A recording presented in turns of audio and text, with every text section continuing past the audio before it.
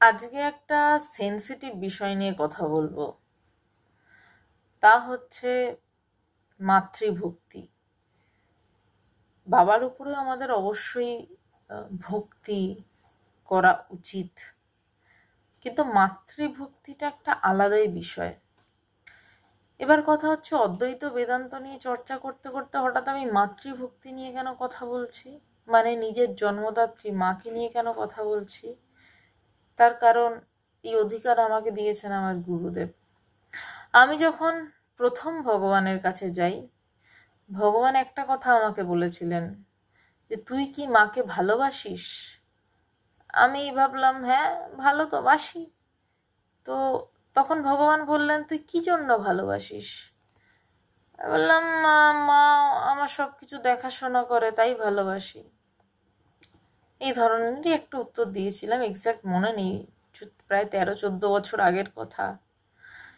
ভগবান তখন একটা দুর্ধর্ষ কথা আমাকে বলেছিলেন, যেটা আমি বুঝিনি।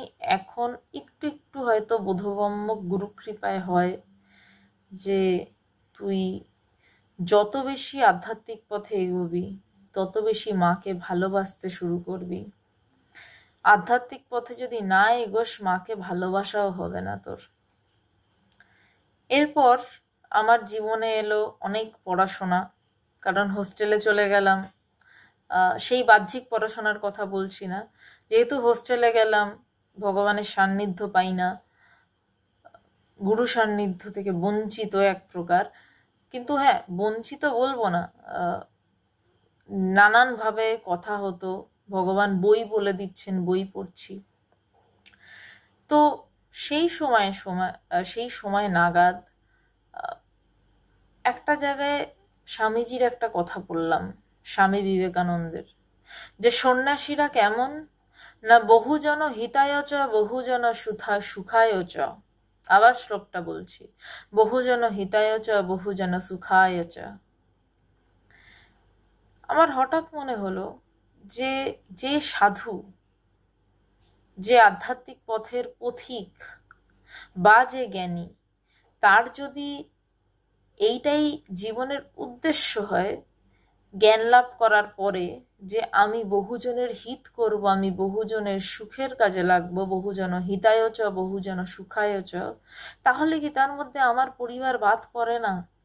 আমার মা বাবা, মানে আমার পরিবার কি বাদ পড়ে না? না, আমার পরিবার কি বাদ পড়ে? বহুজন হিতায় চ বহুজন সুখায় চ, আমি সবার সমস্যা সমাধান করতে দৌড়াচ্ছি, কারোর কিছু হলে আমার প্রাণ কাঁদছে। কিন্তু আমার পরিবার, আমার যেটা নিজস্ব পরিবারে, যেই পরিবার থেকে আমি দেহ ধারণ করলাম, যেই মায়ের থেকে আমার দেহ ধারণ হলো, যেই বাবার ঔরসে আমার জন্ম হলো, তারা কি এই পরিবারের মধ্যে পড়ে না? তখন ভগবানকে দেখলাম, তখন নতুন আমি ভগবানের কাছে, ভগবানকে দেখলাম সন্ন্যাসীদেরকে বলছেন যে তোরা বাড়ি যাবি, এবং একটা অদ্ভুত আবেগ নিয়ে বলছেন যে তোরা বাড়ি যাবি, তোরা মা বাবার সাথে দেখা করবি। আমি স্তম্ভিত হলাম, অবাক হলাম, কারণ আমার যেই চিন্তা, বহুজন হিতায় চ বহুজন সুখায় চ, তাছাড়া সেটা পরিবার বাদ দিয়ে হয় না। কারণ পরিবারও সেই বহুজনের হিতেও পড়ে, বহুজনের সুখেও পড়ে, শুধু তফাৎ জ্ঞানীর সাথে একটাই, সন্ন্যাসী যারা সম্যক রূপে অজ্ঞান নাশ হয়ে সন্ন্যাসী হয়েছেন, তাদের ক্ষেত্রে তফাৎ একটাই, যে আসক্তি শূন্য হয়েও তুমি বহুজন হিতায় চ হিসাবেও বাড়িকে দেখছো, বহুজন সুখায় চ হিসাবেও বাড়িকে দেখছো। এবার আমি মাতৃভক্তি নিয়ে শুরু করেছিলাম। যদি বলেন যে এর প্রমাণ কি, হ্যাঁ, প্রমাণ আছে। আচার্য শঙ্কর যখন, আচার্য শঙ্কর বলাটা হয়তো ভুল, আচার্য শঙ্করাচার্য, তিনি যখন প্রথম সন্ন্যাস নিলেন, তার বিধবা মা, এটা একটা আধ্যাত্মিক জীবনে যারা ছেড়ে বেরিয়ে আসছে সবকিছু, তাদের একটা চ্যালেঞ্জ, যে তার বিধবা মা, খাওয়ার অন্ন সংস্থান নেই, কিন্তু শঙ্করাচার্যের এমন তীব্র বৈরাগ্য, বৈরাগ্য নিয়ে অন্য কালকে হয়তো কথা বলবো, বৈরাগ্য নিয়ে কালই কথা বলবো, যে বৈরাগ্য আসলে কি, ত্যাগ আসলে কি। কালকের ভিডিওতে আপনারা সেটা পাবেন। শঙ্করাচার্যের তখন এমন ত্যাগ, এবং তারপর তার মাই তার ত্যাগ দেখে এবং ঈশ্বরের সাথে তার একটা মেলবন্ধন, সেই আমি এখানে কোনো গল্পতে আসিনি, বা এগুলো সত্যি ঘটনা। মানে শঙ্করাচার্যকে মা কিছুতেই সন্ন্যাস নিতে দেবেন না, কারণ একমাত্র ছেলে। কিন্তু শেষ অবধি শঙ্করাচার্যের মা ঈশ্বরীয় কৃপায়, মানে মহামায়ার রাজ্যে কত যে খেল দেখা যায়, শঙ্করাচার্যকে নিজের হাতে পোশাক দিয়ে, নিজের হাতে আদ্যশ্রাদ্ধ করে, বিরজাহম করে শঙ্করাচার্যকে সন্ন্যাসের বস্ত্র দিয়ে চলে গেলেন। এবং শঙ্করাচার্য যখন গ্রামের শেষ প্রান্তে, তখনও মা তাকে আটকাচ্ছেন না। শঙ্করাচার্যের মায়ের শুধু এইটুকুই দাবি ছিল তার ছেলের প্রতি, যে আমার মৃত্যুর সময় তুমি থেকো। শঙ্করাচার্য কিন্তু মাতৃভক্ত, তারও প্রাণ কিন্তু কাঁদছে। শঙ্করাচার্য কিন্তু পাষাণ নয় যে তার বাবা নেই, তার মা একা, কিন্তু এদিকে তার প্রবল বৈরাগ্য যে এ ভারতবর্ষকে জাগাতে হবে। শঙ্করাচার্য কথা দিয়েছিলেন, আমি তোমার শেষ সময় থাকব। সে যদি মাকে না ভালোবাসতো তাহলে কি সে শেষ সময় থাকতো? সে যতই বলুক জীব ব্রহ্মৈব না পারা, এই কথাটা এসছে, জগৎ ব্রহ্ম সত্য জগন মিথ্যা, যতই বলুক, কিন্তু সে তার মায়ের শেষ সময় তার কাছে এসছে। ঠাকুর রামকৃষ্ণদেব তার মাকে অত্যন্ত ভালোবাসতেন। চৈতন্যদেব সন্ন্যাস গ্রহণের পরেও মায়ের সাথে এসে দেখা করছেন। আমি ভগবানকে দেখেছি, তার মা যখন দেহ ত্যাগ করেন, ভগবান পাগলের মতন কেঁদেছেন।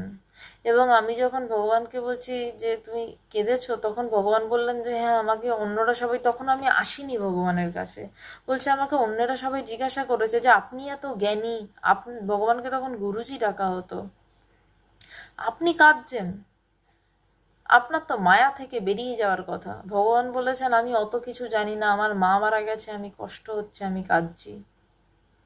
স্বামী বিবেকানন্দ বিশ্বাচার্য, তিনি এমন একটা সময় পড়েছিলেন যে মায়ের শতছিন্ন গরদের শাড়ি, সেটা কিনে দেওয়ার সামর্থ্য নেই, কোথাও চাকরি পাচ্ছেন না। তার মানে কি সে মেধাবী নয়? তার উল্টো প্রমাণ হচ্ছে সে বিশ্বাচার্য, বিশ্বের আচার্য। সেই স্বামী বিবেকানন্দ কিন্তু শেষ দিন অবধি তার মাকে দেখে গেছিলেন, ভুবনেশ্বরী দেবীকে, পরম পূজনীয় ভুবনেশ্বরী দেবীকে, যে যাকে রত্ন গর্ভা বলা হয়।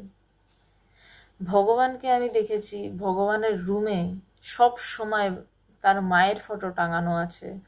ভগবানকে আমি বলেছিলাম একদিন মজার ছলেই, মজা না মানে গুরুর সাথে তো মজা হয় না, হ্যাঁ মজা হয়, প্রচণ্ড মজা হয়, গুরুর সঙ্গতে প্রচণ্ড মজা হয়, কিন্তু তার একটা লিমিট থাকে। তো আমি একদিন ভগবানের মায়ের ফটোর দিকে তাকিয়ে বললাম, ভগবান তোমার মা? ভগবান বললেন হ্যাঁ, আমার মাকে না দেখে আমি থাকতে পারি না। কে বলছেন? ভগবান, আমার গুরুদেব, যিনি চূড়ান্ত নির্বিকল্প সমাধিতে ডুবে গেছিলেন, অজাতবাদের নির্বিকল্প সমাধিতে 1984 সালে। সে বলছেন যে আমি আমার মাকে না দেখে থাকতে পারি না।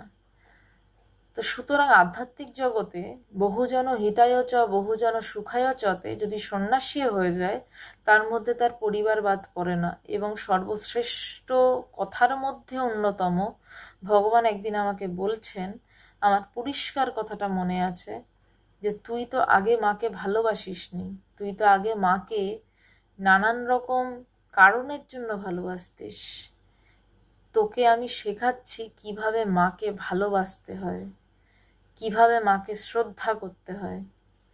এবং সত্যি গুরু যদি কৃপা না করেন, তাহলে বাবা মা কাউকেই ভালোবাসা যায় না। তার কারণ বলছি অদ্বৈত বেদান্তের দিক থেকে, খুব ছোট্ট করে। অদ্বৈত বেদান্তের দিক থেকে আমি আলাদা, আমার মা আলাদা, আমার বাবা আলাদা।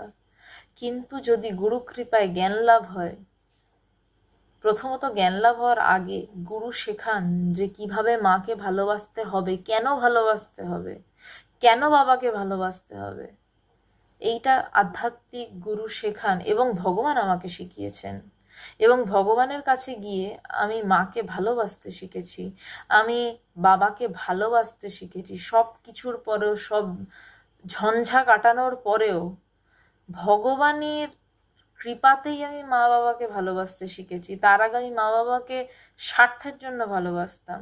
এটা তো গেল বাইরের কথা। এবার যদি অদ্বৈত বেদান্তের কথায় আসি, আমি জানছি আমি একজন, মা একজন, বাবা একজন, এবং তিনজনের মতের মিল হচ্ছে না।